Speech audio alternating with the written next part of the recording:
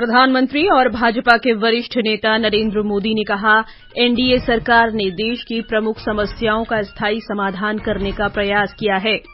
कांग्रेस नेता प्रियंका गांधी वाड्रा ने बेरोजगारी और महंगाई के मुद्दे पर एनडीए सरकार की आलोचना की। केंद्र ने 6 पड़ोसी देशों को 99,000 मीट्रिक टन से अधिक प्याज के निर्यात की अनुमति दी। पश्चिम बंगाल, ओडिशा और देश के प्रायद्वीपीय क्षेत्रों में लू जारी रहने की संभावना। भारत ने शंघाई में तीरंदाजी विश्व कप स्टेज 1 में 4 स्वर्ण पदक और 1 रजत पदक हासिल किया। और आईपीएल क्रिकेट में दिल्ली में दिल्ली कैपिटल्स ने मुंबई इंडियंस को 10 रन से हराया। लखनऊ में राजस्थान रॉयल्स और लखनऊ सुपर जायंट्स के बीच मैच जारी।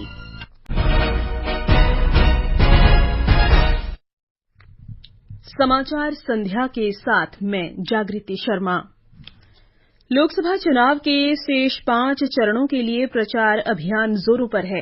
तीसरे चरण में 12 राज्यों की 94 सीटों पर 7 मई को मतदान होगा। इस चरण में कुल 1,351 उम्मीदवार मैदान में हैं। प्रधानमंत्री और भारतीय जनता पार्टी के वरिष्ठ नेता नरेंद्र मोदी ने कहा कि पिछले 10 वर्षों में एनडीए सरकार ने देश की प्रमुख समस्याओं का स्थायी समाधान करने की कोशिश की है। श्री मोदी ने आज महाराष्ट्र के कोल्हापुर में तपोवन मैदान पर आयोजित जनसभा में कहा कि देश की महिलाएं और युवा हमेशा से उनकी सरकार की प्राथमिकता रहे हैं। एनडीए ने युवाओं और महिलाओं को केंद्र में रखकर काम किया। एनडीए ने आत्मनिर्भर भारत अभियान चलाया ताकि देश में उद्योग बढ़े। एनडीए ने स्टार्टअप इंडिया अभियान शुरू किया ताकि युवाओं को ज्यादा अवसर मिले। आज स्टार्टअप्स के मामले में भारत दुनिया में तीसरा सबसे बड़ा देश है। अगले 5 साल में हमारी सरकार इंफ्रास्ट्रक्चर पर रिकॉर्ड निवेश करेगी। साथियों, विकास में महिलाओं की भागीदारी विकसित हो, इसलिए महिलाओं के लिए अवसर, उनकी सुरक्षा, ये मोदी की गारंटी है। श्री मोदी ने कहा कि अगर उनकी सरकार सत्ता में आती है तो मुद्रा योजना के अंतर्गत ऋण राशि को दोगुना करके 20 लाख रुपए कर दिया जाएगा। प्रधानमंत्री मोदी ने कहा कि कांग्रेस और आईएनडीआई गठबंधन ने राष्ट्र विरोधी और घृणित राजनीति के 2 सेल्फ गोल किए हैं। इस अवसर पर महाराष्ट्र के मुख्यमंत्री एकनाथ शिंदे भी उपस्थित थे। कोल्हापुर सीट पर तीसरे चरण में 7 मई को वोट डाले जाएंगे। गृहमंत्री और भाजपा के वरिष्ठ नेता अमित शाह ने भरोसा जताया है कि प्रधानमंत्री नरेंद्र मोदी के तीसरे कार्यकाल के दौरान भारत दुनिया की शीर्ष 3 अर्थव्यवस्थाओं में शामिल हो जाएगा। श्री शाह ने आज गुजरात के पोरबंदर में एक जनसभा में अनुच्छेद 370 निरस्त करने जैसे ऐतिहासिक फैसले, राम मंदिर का निर्माण, आतंकवाद और नक्सलवाद के खतरे से सफलतापूर्वक निपटने तथा देश में शांति स्थापित करने के लिए प्रधानमंत्री की प्रशंसा की। श्री शाह ने नीतियों के ध्रुवीकरण और वोट बैंक की राजनीति के लिए कांग्रेस की आलोचना की। उधर कांग्रेस महासचिव प्रियंका गांधी वाड्रा ने बेरोजगारी और महंगाई के मुद्दे पर प्रधानमंत्री के नेतृत्व वाली एनडीए सरकार की आलोचना की है।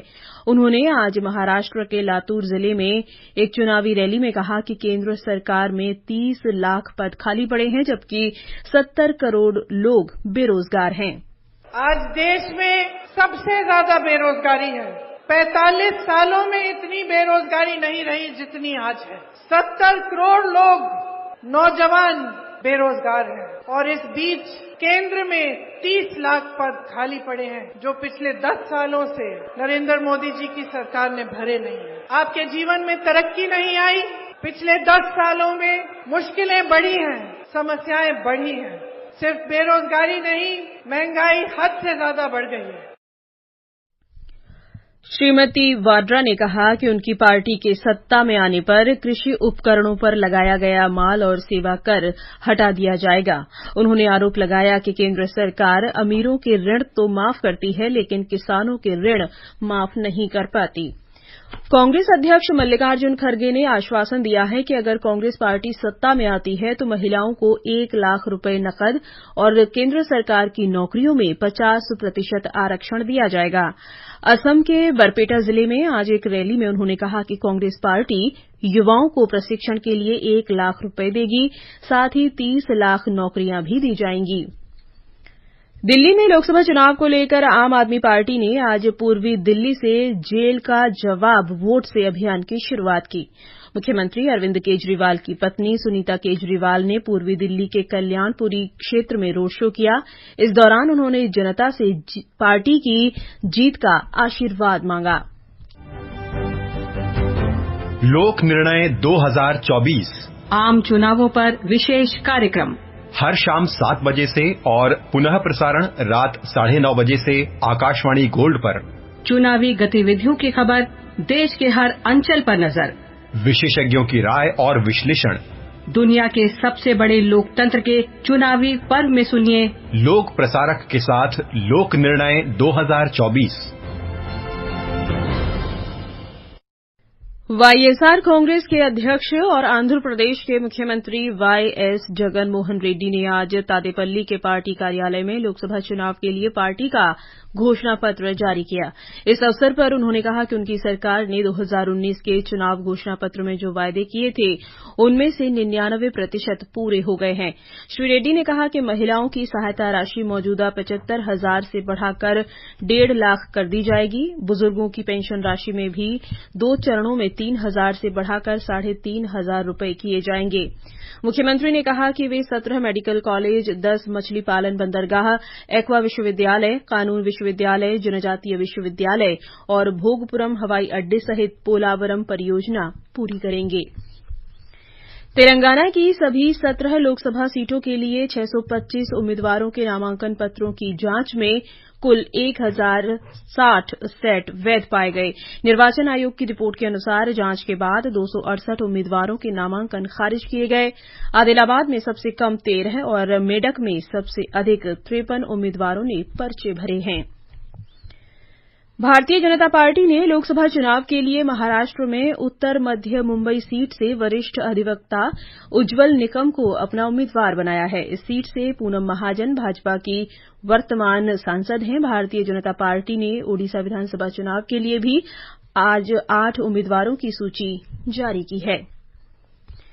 दिल्ली सिख गुरुद्वारा प्रबंधक समिति के कई सदस्यों ने आज भारतीय जनता पार्टी की सदस्यता ले ली।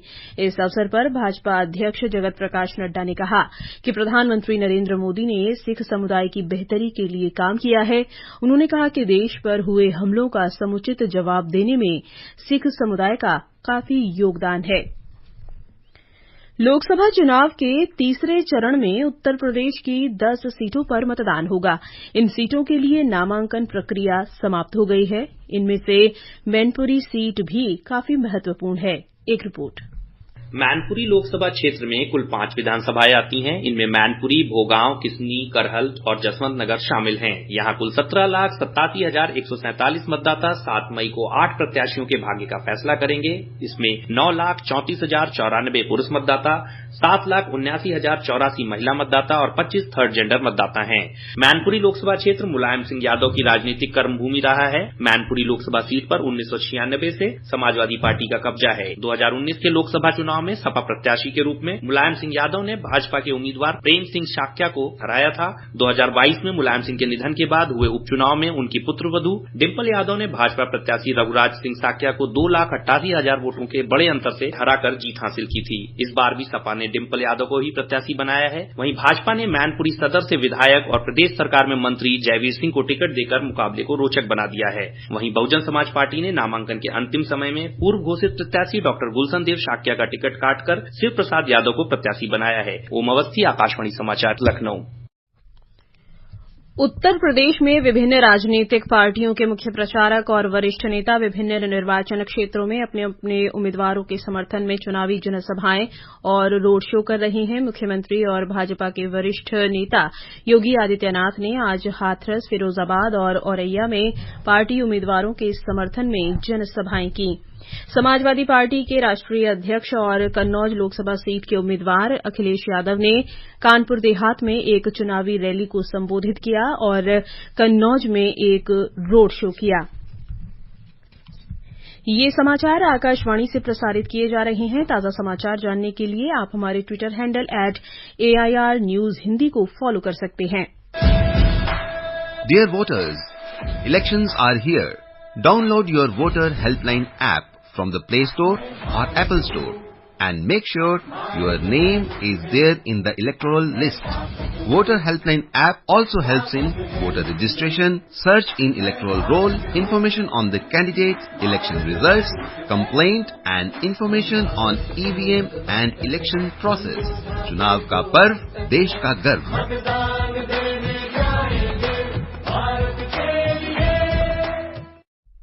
ये आकाशवाणी है।